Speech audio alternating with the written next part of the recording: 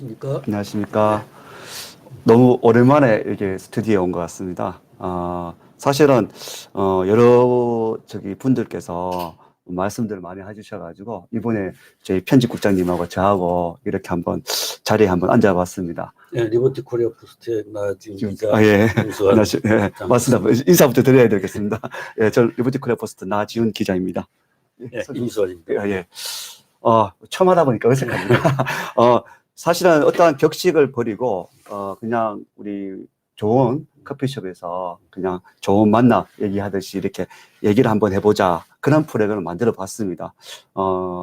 많은 분들이 저한테 개인적으로 왜 개인 방송을 하지 않으십니까? 라고 하시더라고요. 근데 저는 이미 이렇게 이해란 TV도 있고, 또 좋은 우리 리버티 코리아 포스트라는 신문도 있기 때문에 개인 방송보다는 이곳에서 이렇게 하는 게 좀 더 효율적이고, 또 사실 제가 막내급 기자입니다. 그렇지 않습니까? 네. 여기서 막내급 기자인데, 중이 자기 머리를 못 깎듯이 제가 말씀을 드려야 될 것 같습니다. 사실, 많은 분들이 언론을 살려야 된다. 언론이 죽었다. 이렇게 얘기하시는데, 제가 알기로도 조선중앙동아일보가 예전부터 이렇게 활성화되고 우리의 그 정론지가 되지는 않았다고 봅니다.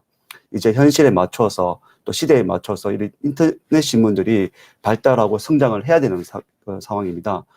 많은 분들께서 많이 구독해 주시고, 또 아무래도 사실은 좀 더 좋은 기자와 기사가 양성이 될 수 있도록 후원도 좀 부탁을 드리고자 이렇게 모여서 이렇게 국립 끝에 또 여러분들께서 한번 해보라는 그 용기를 가지고 오늘 이렇게 첫 시간 한번 가져봤습니다. 나지훈 기자님은 그 토요일마다 국본에서도 맹활약을 하시고 여러 가지 시민단체 취재를 직접 발로 뛰면서 해왔기 때문에 그 과정에서 이제 여러 가지 느낀 점들을 오늘 풀어놓으면 또 나름대로 재미있는 프로가 될 수 있으리라고 봅니다. 알겠습니다. 열심히 해보도록 하겠습니다. 그냥 자연스럽게 이렇게 하는 거고요. 저희 방송은 수요일, 금요일 오후 2시에 하려고 합니다. 그래서 고정적으로 해서 좀 시청자분들께서 좀 고정적으로 자연스럽게 보실 수 있도록 그렇게 한번 구성을 해봤습니다. 수요일, 금요일 오후 2시입니다. 먼저 뭐 신문을 읽어주는 기자, 남자 이렇게 해서 제목을 해보려 했는데, 저희는 좀 전에 말씀드렸다시피 리버티 코리아 포스트라는 기사도 있고, 사실 우리 그 프로그램의 그 주요 제목이라 해야 되겠죠. 메인 제목이 두 남자 제도권의 고하다입니다.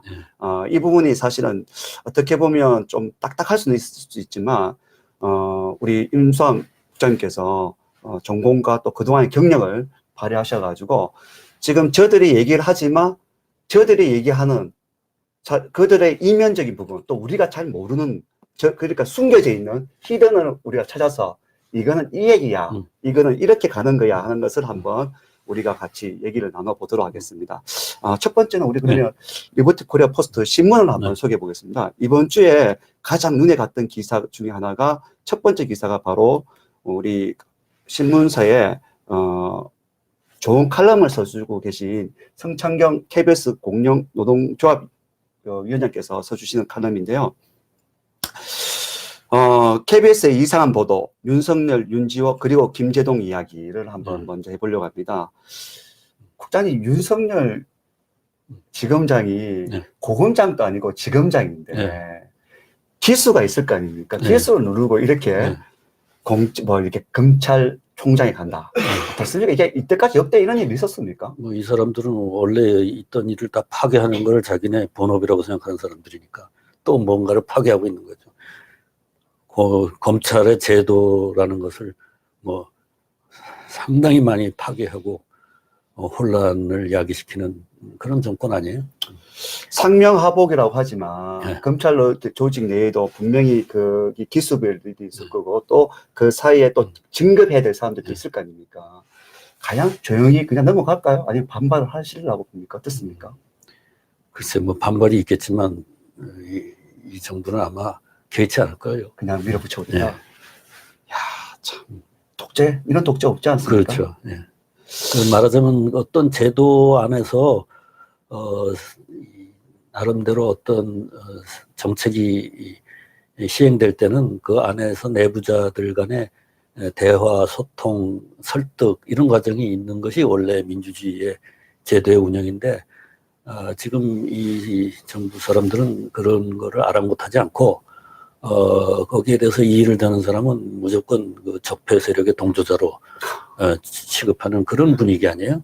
그러니까 이거는 뭐 혁명 독재 뭐 이런 분위기죠. 쉽게 말하면 6.25 때 우리하고 다르면 다 반동이야. 이거 똑같은 그렇죠, 그렇죠. 그런 거죠. 그래서 지금 KBS에서 어떠한, 이제 왜 이게 우리 성창경 위원장께서 이 글을 올리시는가 보니까 이 보도 내용이 정말 참, 어떻게 보면 그분도 기자 출신이니까 참 네. 한심하다. 네. KBS 보도가 그런 뜻에서 올린 것 같습니다. 성창경 위원장은 뭐 자기가 몸담았던 언론기관이 그렇게 망가져가는 걸 그 안에서 계속 체험하고 계시니까 속이 썩어 문드러져 있는 상태지 지금. 저도 좀 그렇게 보입니다. 말씀하시는 거 보면 참 힘도 빠지시고, 그래도 참 꿋꿋하게 이렇게 또 매일같이 이렇게 또 투쟁하고 싸워주시니 그나마 또 다행인 것 같습니다. 그나마 그 글이라도 쓰면서 견디고 계신지 않나 그렇게 생각이 됩니다. 그래서 KBS의 이 윤석열 지검장에 대한 보도, 이게 보면 이례적으로 3건의 아이템을 톱뉴스로 배치를 했다라고 나와 있습니다. 네, 맞아요. 네, 과거의 경우 한 꼭지 정도의 뉴스를 내보내거나 단신으로 처리했을 것. 그랬던 것 같아요. 과거에 보면 검찰총장 누가 내정되었습니다. 이렇게 한 꼭지만 나왔지. 그렇죠. 뭐 톱으로 뭐 3개. 이건 참 KBS가 과연 이렇게 가도 되나 싶을 정도입니다. 그러니까 검찰총장이야말로 이 정부 운영의 핵심이다. 뭐 그걸 스스로 드러내는 거 아니겠어요? 그렇습니까? 네. 예전부터는 포도대장들이 아닙니까? 그 포도대장 아닌가요? 뭐 포도대장 뭐 또 3사 뭐 이런 것들이 조선시대에 있었다고 하는데 뭐 검찰총장의 권한이 이제 어떤 권력적인 것보다는 법치 질서를 세우는 사람으로서의 임무를 다해야 되는 게 민주주의 사회에서의 중요한 임무인데 지금 검찰의 이 양반은 뭐 윤석열 이 사람은 서울지검장 할 때부터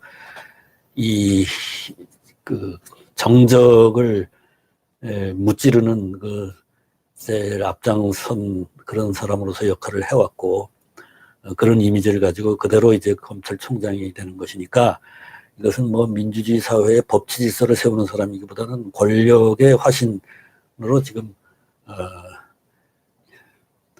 정치적으로 프레임돼 있는 거죠. 네. 아유, 참 답답합니다. 피디님, 우리 실시간 방송도 한번 볼 수 있도록 좀 해주십시오. 질문도 받아가면서 이렇게 얘기를 하는 것도 좋을 것 같습니다. 참, 지검장, 고검장도 있는데 지검장을 이렇게 참 하는 거 보면 참 진짜 막무가내 같습니다. 그렇죠. 뭐 그 안에 있는 제도, 그 안에 사는, 그 안에서 일하는 검사들은 얼마나 놀라운 일이겠어요. 그렇게 놀라운 일이 어떤 제도 속에서 자꾸 일어난다는 것은 그 제도가 정상적으로 운영되지 않는다는 뜻이죠. 하여튼 뭐 계속 뭐 저희들이 이제 수요일, 금요일 이렇게 계속 이제 매주 2번씩 할 건데 이 윤석열 지검장에 대한 부분은 그러니까 지금 뭐 검찰총장 내정자에 대한 부분은 계속 한 번씩 다뤄야 되지 않나 계속 꾸준히 아마 뭐 법치라는 거에 대한 기대를 접어야 될 겁니다. 우리나라 국민들이. 이따 뭐 조금 이따가 이제 말씀드리겠지만 우리 이제 홍콩 시위 거기에도 연관되는 부분도 있을 거 하니까 그렇게 본다면 저는 태극기 집회가 처음 들고 나왔을 때 상당히 옳은 뭐라 해야 됩니까 캐치프레이즈를 들고 나왔다. 물론 탄핵 무효도 있었지만 헌법수호, 그렇죠. 이 헌법수호라는 캐치프레이즈는 정말 참 잘 들고 나왔지 않았는가. 결과적으로 지금 이렇게 헌법수호가 해야 되는 그런 상황이라는 말씀이죠. 그러니까 태극기 집회에서 처음에 그런 구호들을 들고 나왔을 때 많은 사람들이 지금도 그렇지만 뭐 태극기 집회 나오는 사람들이 뭐 돈 받고 나온다 뭐 이런 이제 악소문이 퍼져 있고 그리고 그 사람들이 누군가의 사주를 받아서 그 터무니없는 주장을 한다 이런 이야기들을 많이 했었잖아요. 근데 지금 와서 보면 그대로 되고 있지 않았습니까? 그 사람들이 제기했던 문제들이 1년, 2년 지나면서 그대로 드러나고 있죠. 그럼에도 불구하고 지금까지도 그러한 선각자적인 그들의 역할에 대해서 전혀 그 인정을 해주지 않는 그런 풍토는 참 개탄스러운 거죠. 진짜 답답합니다. 지금 말씀하셨다시피 저희가 뭐 아까 제가 처음에 뭐 태극기 집회에서 조금이라도 뭐 선배님들, 동지님들 같이 이렇게 힘을 모아서 나오는데 일만의 보탬이 되고자 해서 제가 뭐 마이크를 잡고 이렇게 연대에 있는 분들한테 말씀드리는 것 중에 하나가 바로 지금 좀 전에 말씀하셨던 겁니다. 지금 저들은 우리에게 프레임을 이렇게 쓰고 있습니다. 태극기 부대라고 해서 동원된 마치 어떤 물리적인 것을 대가를 받고 동원된 것처럼 그렇게 짜놨습니다. 그래서 제가 어떻게 얘기를 하냐면 KBS, MBC, 경향, 오마이 한겨레를 보신 여러분들께서는 우리를 그렇게 보시겠지만 정말 진실을 보시라. 이분들이야말로 여러분들의 아버지, 또 어머니, 할아버지, 할머니 세대로서 14년 동안 이 뜨거운 아스팔트 위를 날이 춥거나 덥거나 혹은 비가 오거나 아랑곳 없이 손수 태극기와 성조기를 들고 피켓과 프랭카드를 만들어서 나오시고 계신 분입니다. 라고 이렇게 항상 제가 말씀을 드립니다. 왜 그런 말씀을 드리냐면 집회 끝나고 행진을 이렇게 보면 연두에 있는 그 젊은 청춘들, 특히 그 갓난 아기부터 초등학생을 데리고 나오신 부모들이 많습니다. 그 부모들이 길을 막고 심지어 아이들의 길을 막고 더 하던 것은 우리를 보고 조롱을 합니다. 참 그 모습을 보고 야, 이 방송들, 이 언론들이 제대로 역할을 못하니 이런 게 나오지 않는가. 지금 방금 국장님 말씀하셨다시피 어차피 세월이 흘러나면 태극기 집회가 얘기했던 주장했던 것들이 다 드러나고 있는데 그것을 막고자 계속 이렇게 왜곡하고 있는 거 아닙니까? 그 나라에서 설치한 그 설비를 이용을 해서 KBS 같은 경우에 사실과 다른 보도, 사실을 파묻기 위한 보도 이런 것을 일삼는 그런 데다가 세금을 내고 있으면서 아무 인식도 없이 따라가는 우리 시민들 참 민주주의를 할 수 있는 능력이 있는지 대단히 의문스러운 이런 지경이라고 봐야죠. 홍콩 사람들이 그 대거 자기 주장을 하기 위해서 나오는 것과 참 대비가 되지 않습니까? 맞습니다. 아마 조만간 우리도 홍콩처럼 그렇게 본물 터지듯이 나오지 않을까. 그게 아니면 이거 정상적인 나라가 아니기 때문에 그렇지 않을까 생각합니다. 일만의 기대를 해봅니다.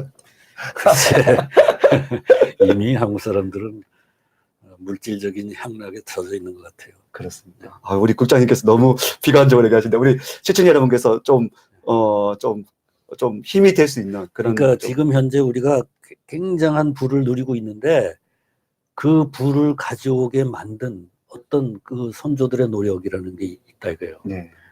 그 사람들이 했던 그런 노력을 했을 때는 그 사람들의 가치관이 있었고 그 사람들의 의지가 있었다고. 네.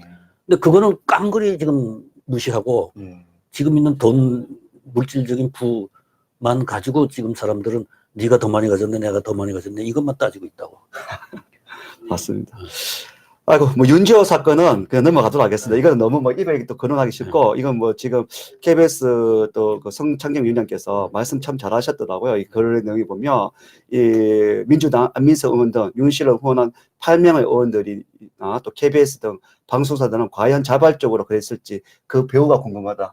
언젠가 이 배우가 드러날 것 같으니까 이건 뭐 완전히 사기극 아니에요? 네. 사기극의 공영방송이 뭐라 그래요, 저런 걸?